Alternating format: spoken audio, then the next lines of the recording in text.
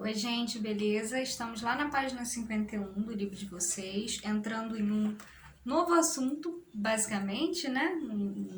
Um assunto não diretamente focado na estrutura, né? Ainda continua sendo morfologia, mas uma morfossintaxe. Né? A gente já vai ampliar a morfologia e aí puxar um ganchinho da sintaxe também. E as duas classes gramaticais estudadas no momento vão ser os adjetivos e os substantivos, né? Ou substantivos e adjetivos, melhor dizendo. Né? Então a gente está lá na página 51. E aí a gente tem classes gramaticais, funções sintáticas, substantivo e adjetivo. Então quando eu penso, né, em classes gramaticais, eu estou pensando, né, nesses 10 grupos de palavras que nós temos na língua portuguesa, né, que nós separamos por estrutura, né? A gente considera qual é a diferença entre um advérbio e um adjetivo, por exemplo. A gente viu que a gente tem o advérbio, ele tem uma estrutura, né? Ele tem diferentemente, né, de um adjetivo, por exemplo, você pode encontrar o sufixo mente, né, formador de advérbios. Você pode encontrar em oposição aos verbos, né, a flexão de gênero, né, e número nos nomes, diferentemente das desinências modo temporais, das desinências número pessoais dos verbos. Então, isso é que vai diferenciar uma palavra da outra, que estão dentro dessas classes gramaticais que nós contabilizamos 10, né, basicamente. Está até no livro aí, né, substantivo, adjetivo, advérbio, numeral, artigo, né? Todos esses grupinhos aí que nós temos para que a gente consiga organizar, né? E a gente difere um do outro também pela morfologia dessas palavras, também pelas estruturas que essas palavras nos apresentam, né? Além do valor semântico que elas têm, que elas estabelecem dentro das frases, dentro do, né, do contexto, né, onde elas estão inseridas. Então, a gente vai usar para esse nosso estudo de morfossintaxe, né, tanto dessa parte das funções sintáticas do substantivo e do adjetivo, quanto falar da questão da morfologia, o Cláudio César Henriques também, né, e o nosso livro didático. Então, estamos lá, né? Quando a gente fala de classe gramatical, a gente está falando desses dois grupos aí, que é o que a gente está vendo no momento, né? Que são os substantivos e os adjetivos. São os substantivos e são os adjetivos, que são essas classes, né? Esses grupos de palavras que nós temos, o maior grupo de palavras que nós temos na língua portuguesa. Então, quando a gente vai pensar nos substantivos, basicamente são aqueles que dão nome, né, às coisas, aos objetos, aos seres, aos sentimentos, às ações, né, tendo ideia de ação também, nós temos substantivos com ideia de ação. Então, são aqueles que nos ligam basicamente à questão do nome, propriamente dito. Inicialmente é isso, né? E os adjetivos são aqueles que têm por função caracterizar, né? Acompanhar, né? Descrever. Acompanhando os substantivos, eles caracterizam, eles descrevem, né? Eles, de certa forma, eles restringem, modificam, né? Os substantivos. Então, basicamente é isso. A princípio, quando a gente vai pensar nesses camaradas, é isso que vem na nossa mente, né? O que a gente já veio aprendendo lá atrás, né? Dessas questões. Agora, algo que a gente tem que pensar também é que os adjetivos e os tanto substantivos quanto os adjetivos, eles não né, eles não obedecem basicamente apenas a esses critérios. Eles não se definem apenas a esses critérios, o critério tanto sintático quanto morfológico, mas também a ordem e a semântica, né? Por que eu tô falando disso, né? Vou repetir aqui para que a gente fique um pouco mais, né? Deixa eu apagar aqui.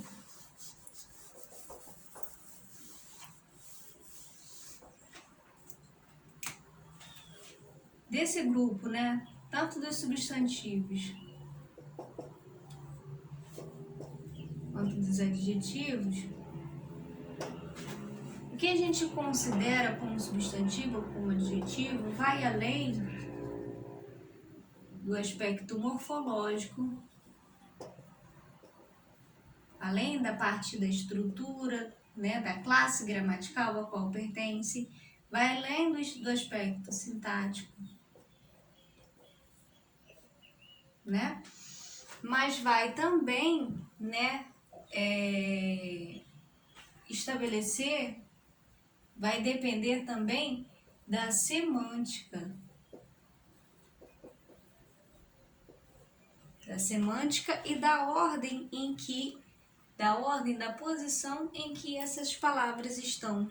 Porque dependendo da ordem, dependendo da posição, nós sabemos que elas podem mudar, né, a sua função, mudar o seu sentido, né, mudar de classe gramatical.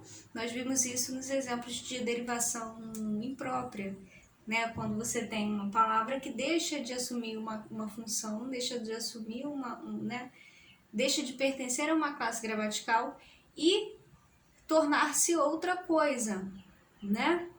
Então é isso basicamente que a gente vai ver. Não vai depender apenas do aspecto morfológico, não vai depender apenas do sintático, mas também do aspecto semântico, né? Que vai virar ali a chave de tudo. Então, tem um exemplo aí, né, uma tirinha do H na página 51. É do H, não, cismei com H, gente, não sei porquê. Diz assim, o consorte, aí tem um homem, né, tem uns 3 homens aí, e um começa a falar, consorte, o forte verá nossos sinais de fumaça e nos salvará. Por que não usamos meu celular? Que ideia estúpida. Que ideia estúpida, Seymour.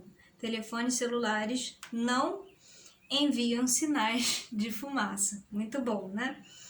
Há 2 interlocutores empregando a palavra celular, mas cada um deles a utiliza com uma finalidade diferente. Então você tem aí o substantivo, basicamente. Se a gente pegar nessa palavra, é um substantivo, celular, né? Mas empregadas aí de forma diferente. Por que não usamos meu celular? Palavra que dá nome ao próprio aparelho de comunicação. Por que não usamos meu celular? Telefones celulares não enviam sinais de fumaça. Celular aí deixou de ser, né, um substantivo e tornou-se um adjetivo, no caso aí, adjetivando o termo telefones, né? E aí a gente tem o Cláudio César vai até falar, né? E quando você tem 2 substantivos, o que tem valor de descrição, né, normalmente os descritivos são pós-postos. Então você tem 2 substantivos e é sempre o segundo elemento que automaticamente ele se torna adjetivo, né? Então coração, bola, né? Telefone celular, né? Então aí o segundo elemento ele vai ser sempre um adjetivo, né? Vai se tornar um adjetivo nesse caso, né? Em cada uma dessas ocorrências, a palavra em estudo tem usos diferentes, né?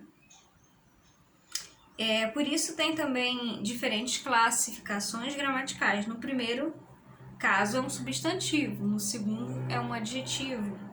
Se reunirmos em um conjunto todas as palavras que dão nome a algo ou a alguém, teremos a classe gramatical dos substantivos. Reunindo as palavras que servem para atribuir características, teremos outra classe gramatical, a dos adjetivos. Então, basicamente, a gente está falando dos adjetivos e dos substantivos.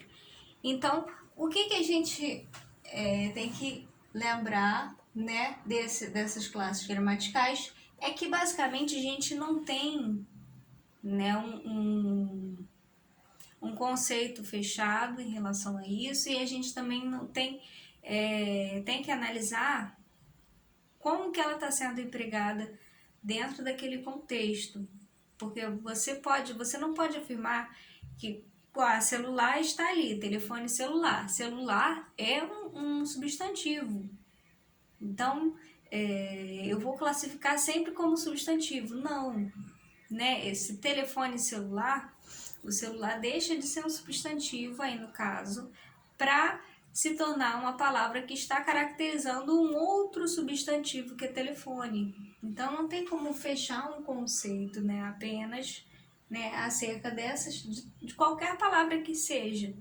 né? Aí tem um grupo ainda na página 51, falando das 10 classes gramaticais: substantivo, adjetivo, artigo, né, numeral, pronome, verbo, advérbio, preposição, conjunção e interjeição. As classes gramaticais na estrutura dos enunciados.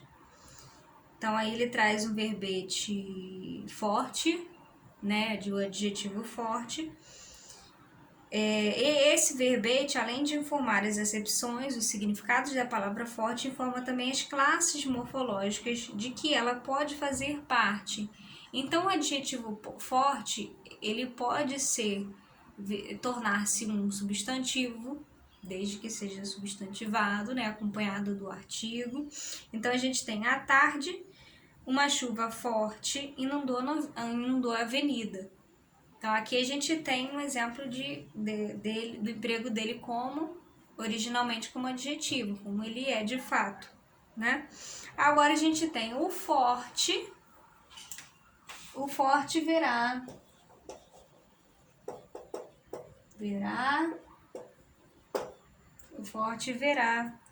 nossos sinais de fumaça.